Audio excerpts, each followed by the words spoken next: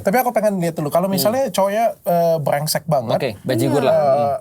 Nonton film porno gitu. Ketahuan Judul terus juga. selingkuh terus. Iya. Selingkuh terus. Sudah dimaafin, ketahuan. Berapa kali sih seorang Berulang-ulang istri lah. itu di dalam agama Islam ada diajarin nggak? Berapa kali sih kita harus memaafkan suami kita sampai akhirnya kita udah nggak bisa dimaafin lagi? Memaafkan tuh tidak ada batasnya, tapi memaafkan tuh tidak sama dengan bodoh.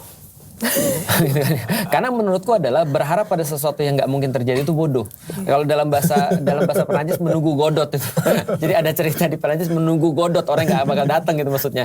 Artinya gini, artinya kita tuh kan dikasih akal untuk melihat kan ya. Makanya kita kasih beberapa namanya measure, kita kasih beberapa treatment untuk ngelihat dia serius atau tidak. Contoh misalnya kayak gini ya, dalam beberapa masalah selalu perlu yang namanya waktu.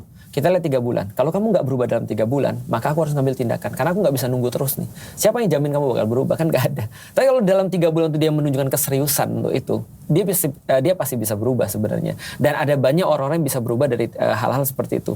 Dan problematikanya lagi gini, kenapa aku bilang bahwasanya memaafkan itu tidak sama dengan bodoh. Jadi gini, ada orang yang sudah bisa memaafkan suaminya, tapi tetap aja dia harus bercerai gitu maksudnya.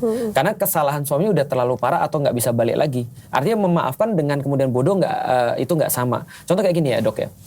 Aku dapat beberapa penelitian yang benar-benar mengaitkan problematika lanjutan daripada penyakit mental itu ada kaitannya dengan fatherless.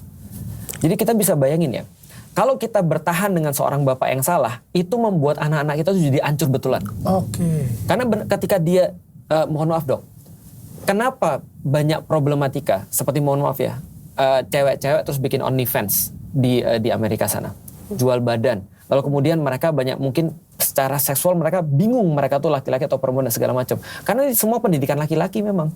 Makanya di dalam Al-Quran itu kalau kita lihat ada berapa puluh percakapan antara orang tua dan anak, itu semuanya adalah bapak dengan anaknya. Maka hasilnya adalah anak yang normal. Gitu maksudnya. Tapi begitu bapaknya itu adalah nggak hadir atau fatherless, itu kan membuat penyakit mental yang lain. Karena kalau kita bahas tentang akil dan balik, maka balik itu lebih kepada fungsi daripada ibu, sedangkan akil itu fungsi bapak. Artinya kalau anak itu misalnya contoh ada anak dia udah gede, badannya berfungsi dengan sempurna, pasti dia ibunya pasti baik. Tapi kalau mikirnya parah nih, nggak sabaran, impulsif, itu pasti bapaknya nggak hadir.